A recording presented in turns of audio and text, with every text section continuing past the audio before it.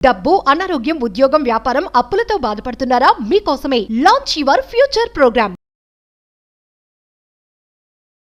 నమస్తే రమ్మగారు. నమస్తే చే రమ్మగారు, చేతనంతా ఇతరులకి సహాయం చేయాలని చెప్తాం. మనం చేస్తూ ఉంటాం, పిల్లలకు కూడా అదే నేర్పిస్తూ ఉంటాం. దీనికి సంబంధించి ఏమైనా నీతి కథలు ఉన్నాయా? బోల్డ్ కథలు ఉన్నాయి. చాలా చెప్పుకున్నాం మనం. ఎన్నో. పరోపకారి పాపన్న, yes. పరోపకారి పాపన్న కథలు ఎంత సూపర్ హిట్ కథలు. అవును. ఎవరైనా వినకపోయి ఉంటే, మీకు ఇంట్రెస్ట్ ఉంటే, పరోపకారి పాపన్న కథలు ఫుల్ సిరీస్ ఉంది మన దగ్గర. మళ్ళీ రమ్మగారు రీప్రమోట్ చేస్తున్నారు. ఆ. Please, అందరూ వినండి, చాలా బాగుంటాయి జయ పరోపకారి పాపన్న అవును, కథలు. అవును. తర్వాత వెర్షన్ కూడా పరోపకారి పాపన్న చిన్నప్పటి నుంచి పెద్ద అయ్యి పెళ్లి చేసుకుని సెటిల్ అయ్యేదాకా ఒక చెప్పాం మనం. అవును. సెటిల్ అయిన తర్వాత కథలు కూడా ఉన్నాయి కొన్ని. ఈసారి ఎప్పుడో చెప్దాం, ఒక సిరీస్ లాగా అవి కూడా.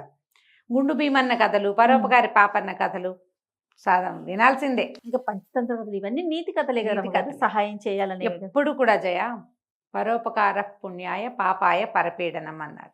పరోపకారం పుణ్యానికి, పరపీడనం పాపం కలుగుతుంది. దానివల్ల ఇతరులను అంతే. ఇబ్బంది పెడితే, బాధ పెడితే, వాళ్ళకి అసహనాన్ని కలగజేస్తే పాపం వస్తుంది మనకి. ఎప్పుడూ అవసరమే. ఎవరో ఒకళ్ళు సహాయం చేయకపోతే మనం ఇక్కడ ఉంటామా జయ? అస్సలు లేదు రమ్మగారు. లేం కదా. నాకు ఒకళ్ళు సహాయం చేయటం వల్ల నేను ఇక్కడికి వచ్చా, ఆ. నీకు ఎవరో సహాయం చేయటం వల్ల నువ్వు ముందుకు నాకు వచ్చావు. ఇద్దరు సహాయం చేశారు సరే, రమ్మగారు. నాకు ఒకళ్ళు చేశారనుకో. Okay. ఇప్పుడు ఎవరో ఒకళ్ళ సహాయంతో మొదలు పెడతాము. ఆ సహాయం చేయటం అనే పాయింట్ ఒకటి ఉంది, చూసావా? అది ఇంపార్టెంట్. అంతేనండి. ఇప్పుడు వీళ్ళు మనకి చేశారు, మనం ఇంకొకళ్ళు చేయాలి, ఇంకోళ్ళు ఇంకొకళ్ళకి చేయాలి, చేస్తూ ఉండాలి. అప్పుడే ముందుకు సాగుతాం. సాగుతాం. లేకపోతే ఎక్కడెక్కడ స్తంభించిపోము రమ్మగారు. నన్ను అంటుకోక నా మాలకాకి అన్నట్టుగా ఉండిపోవటము అంతే. ఒకటే అయిందా. తర్వాత నా దారి నాది, ఎవడు చావు వాడు చేస్తాడు, నాకెందుకు, నా సంగతే నాకు ముఖ్యం. అలాంటి వాళ్ళు కూడా ఎవరో ఒకళ్ళకి ఏదో సహాయం చేస్తాను జయ. అలాంటి వాళ్ళు కూడా చేస్తారు. రోడ్డు మీద ఏమైనా నుంచుంటాం, ఎవరో ఏమండి అడ్రస్ ఎక్కడండి, ఏమన్నా తెలియదు అంటారు కొంతమంది. తెలియదు పాపం. కొంతమంది తెలిసినా కూడా ఈ టైం వేస్ట్ ఎందుకు, వీడితో ఎందుకు నేను మాట్లాడాలి అనుకుంటారు. ఈ రోడ్డు మీద వీడెవడితోటో నేను ఎందుకు మాట్లాడాలి అనుకుంటారు. ఇంకోటి ఉంటాడు, బాబు ఇటు నేను అటే వెళ్తాను, నా వెనకాల రండి. బంగారు కొండలు ఉండరు అలాంటి వాళ్ళు ఉంటారు. ఆకాశానికి పందిరి గుంజలు ఇంటికాడ తీసుకెళ్లి దిగబెడతారు. దిగబెడతారు. నోటి మాటతోనే అంత అడ్రస్ చెప్పేస్తారు. అవతల వాళ్ళు ఇంకా చాలా గొప్ప వాళ్ళు కూడా, మంచి వాళ్ళు అనుకో, వీడు వాళ్ళ ఇంటికి తీసుకెళ్ళి అన్నయ్య నీకోసం వీళ్ళు వచ్చారని కూడా చెప్తాడు. ఇలాంటి వాళ్ళు ఉంటేనే ప్రపంచం నడుస్తుందమ్మా. మనకి మంచితనం మీద, మానవత్వం మీద నమ్మకం కలుగుతుంది. ఈ నమ్మకమే మనకి ధైర్యాన్ని ఇస్తుంది. బతికే ధైర్యం ఎక్కడి నుంచి వస్తుంది మనుషులకి? అంతే కదండి, నమ్మకం. నమ్మకం వల్ల. ఆ నమ్మకం ఎవరి వల్ల కలుగుతుంది? అసలు దేని వల్ల నమ్మకం కలుగుతుంది? ఎవరో ఒకళ్ళు ఉండాలి కదా, అవునా కాదా? ప్రతి వాళ్ళకి వాళ్ళ జీవితంలో జీవితం పట్ల నమ్మకం కలిగించిన వాళ్ళు కనీసం 10 మందిని చూస్తాం మనం. మినిమం 10 పీపుల్ని చూడాలి. నువ్వు నమ్మకం పెంపొందించుకుని బతుకుతావా? ఒకటి బతుకుతావు. వాళ్ళ పద్ధతి నచ్చి నువ్వు కూడా వాళ్ళలాగానే ప్రవర్తిస్తావా? ఇంకా నువ్వు మహామనీషిగా బతికినట్టు. అందరం బతుకుతాం అంతే. చక్క అద్భుతంగా జీవించడం అనేది వాళ్ళ నుంచి నేర్చుకుని, అంతే కదా. అవునండి. ఇప్పుడు పాత స్కూల్, ఏదో ఒక స్కూల్లో చదువుకున్నాం, అక్కడ ఫ్రీ ఎడ్యుకేషన్ లభించింది. కొన్నాళ్ళు మన జీవిత గమనంలో పరుగులు పెడతాం, తర్వాత ఎప్పుడో ఒకరోజు తడుతుంది. వాళ్ళు ఎవడో మహానుభావుడు ఒక ఆయన కాలేజీ పెట్టాడు, స్కూల్ పెట్టాడు, లేదా ఒక పాఠం చెప్పారు మనకి, వాళ్ళ వల్ల ఇంత పైకి వచ్చాం, మనం కూడా ఏదైనా చెయ్యాలి అనిపించి ఎవరికైనా సహాయం చేస్తాం. ఇప్పుడు ఏంటి, ఒక దీపంతో ఒక 3-4 కొత్త దీపాలు వెలిగినట్టు మంచితనం కూడా అంతే. చెయ్యాలి, ఇతరులను చూసి నేర్చుకోవాలి. ఒక్కొక్కసారి ఏమవుతుంది, నేర్చుకోం మనం, అలాగే ఉంటుంటాం. కానీ వాళ్ళు వెళ్ళేటప్పుడు తమ సుగంధాన్ని విడిచిపెట్టి వెళ్తారు కొంతమంది మనుషులు. ఆటోమేటిక్గా మనం వాళ్ళలాగా చేయటం మొదలు పెడతాం. మనం చూడు, ఇప్పుడు నేను రెగ్యులర్గా నీతో మాట్లాడతానా, నా భాషలో కొన్ని పదాలు నీకు అలవాటైపోలేదా జయ? ఖచ్చితంగా అలవాటు అవుతాయి రమ్మగారు. ఆఖరికి మా ఇంట్లో పనిచేసే వాళ్ళు కూడా కొన్ని ప్రత్యేకమైన పదాలు, నేను వాడిన పదాలే వాడతారు వాళ్ళు. వాళ్ళకి పిల్లలు లేరు, అలా అన్న చేయను, సంతానం లేదు పాపం అంటారు. మా సత్యవతి కూడా సంతానం అనే అంటుంది, వాళ్ళకి సంతానం లేదమ్మా. ఆటోమేటిక్ గా అప్పుడు ఇటు నుంచి అటు నేర్చుకుంటాం, అటు నుంచి ఇటు వచ్చేస్తాయి. ఏదో ఒక పద్ధతి వచ్చేస్తుంది. 6 నెలలు అంటారు కదా రమ్మగారు. అంతే. మనం ఒకళ్ళతో, ఒక మంచి వాడితోటి కొంతకాలం కలిసి ఉంటే ఆ మంచి లక్షణాలు వస్తాయి. అంతే. ఎవరైనా ఎవరికైనా సహాయం చేస్తుంటే డిస్కరేజ్ చేయబోకండి. ఎందుకంటే అవన్నీ అనవసరంగా, మీరు ఇలాంటివి చేయబోకండి, ఇలాంటివి చెప్పొద్దు. అలా చెప్పకూడదు. నువ్వు చేయకపోతే మానేసావు, చేసేవాడిని ఎందుకు చెడగొడతావు? అది తప్పు కదా.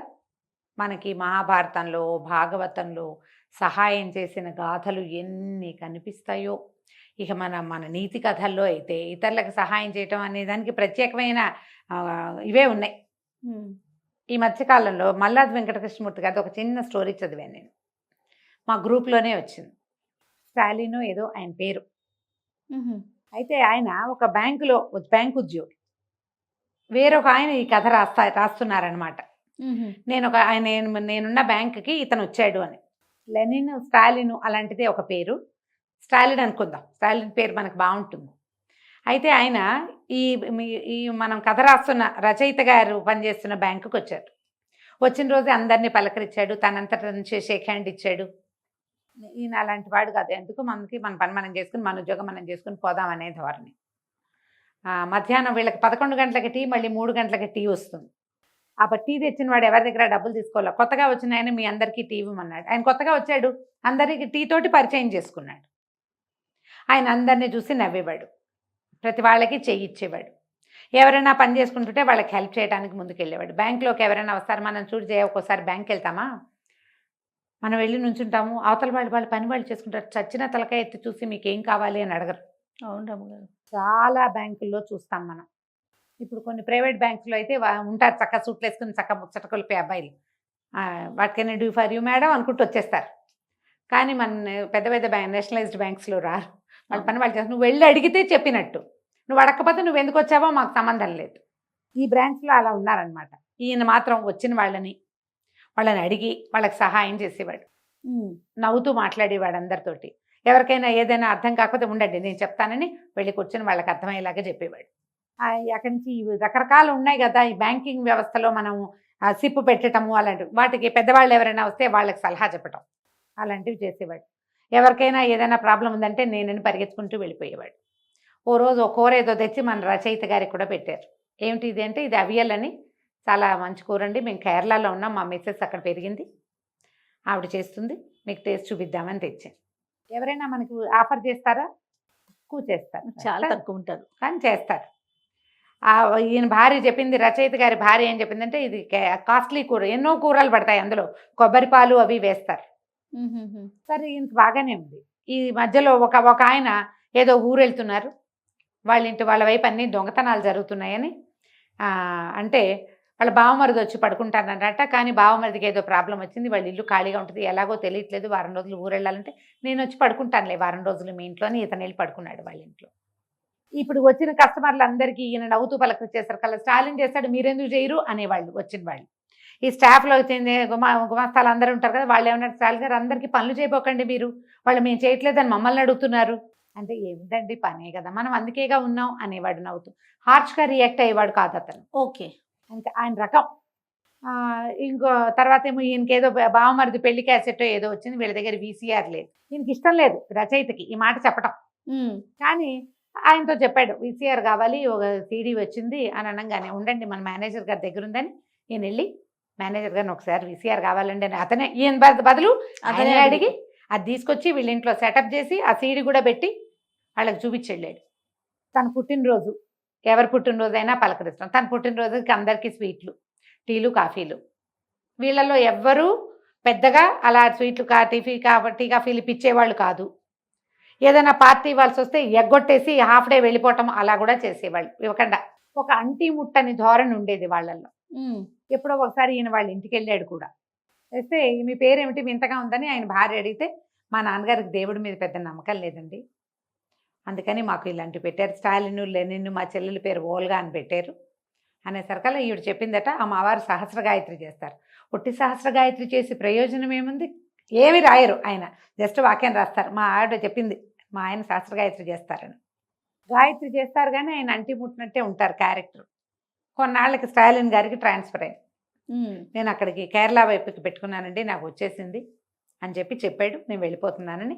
వెళ్లే ముందు ఈయనకి మళ్ళీ అవియల్ చేసి పట్టుకొచ్చి ఇచ్చాడు. మేము వెళ్ళిపోతున్నాం, మళ్ళీ మీరు ఎప్పుడు టేస్ట్ చూస్తారో, మళ్ళీ మనం ఎప్పుడు కలుస్తామో రుచి చూడండి సార్ అని చెప్పి ఆ కూర తెచ్చి బాక్సులకు తెచ్చి ఇచ్చాడు. అందరికీ బాయ్ చెప్పాడు. స్టాలిన్ వెళ్ళిపోయాడు. 2-3 రోజుల తర్వాత ఈ రచయిత ఈయన అబ్జర్వ్ చేశాడు ఏంటంటే, స్టాఫ్లో కొంతమంది ఈ వచ్చిన పెద్దవాళ్ళకి సహాయం చేస్తున్నారు. స్టాలిన్ వెళ్ళిపోయాడు కానీ తన గుణాన్ని మాత్రం ఇక్కడ వదిలిపెట్టి వెళ్ళాడు. ఒక తమిళ మామీకి ఈయన హెల్ప్ చేసేవాడు. స్టాలిన్ ఏడని ఆవిడ అడిగింది వచ్చి, స్టాలిన్ ట్రాన్స్ఫర్ అయిందని రండి మేము చేస్తామని ఇంకొకళ్ళు వాళ్ళకి హెల్ప్ చేశారు. అది కదా. ఆయన వెళ్ళిపోయి తన గుణాన్ని ఇక్కడ వదిలిపెట్టి వెళ్ళాడు. అది పూర్తిగా వదిలిపోలేదు. స్టాలిన్ మాలో ఉండిపోయాడు.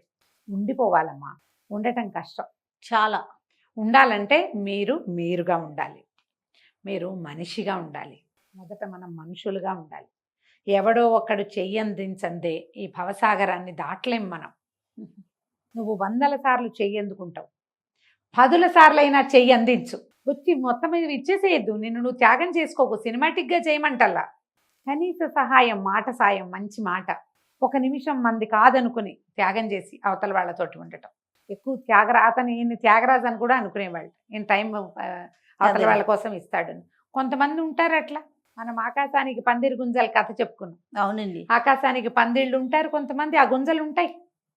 అలాంటి వాళ్ళు ఉండబట్టే మనం అందరం ప్రశాంతంగా జీవిస్తున్నాం ఇంకా అంతే కదా. కదా. ఆ గుంజల్లో మీరు ఒకరు అవుతారా అవరా అనేది పూర్తిగా మీ ఇష్టమే. ఎప్పుడు నేను ఎవరిదైనా ఆసరా తీసుకుంటాను, నేను ఎవరికి ఆసరా ఇవ్వను అని అనుకునేవాడు పూర్తి స్థాయి మనిషిగా ఉండడు. పూర్తి స్థాయి మానవత్వం కావాలంటే చేయి అందుకోవటంతో పాటు చేయి అందించటం కూడా రావాలి ఖచ్చితంగా.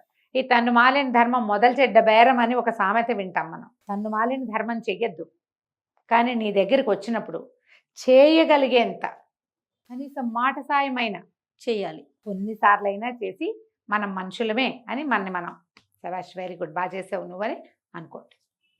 కంచికి మనం ఇంటికి. అద్భుతమైన కథ అండి. నమస్తే. నమస్తే చే.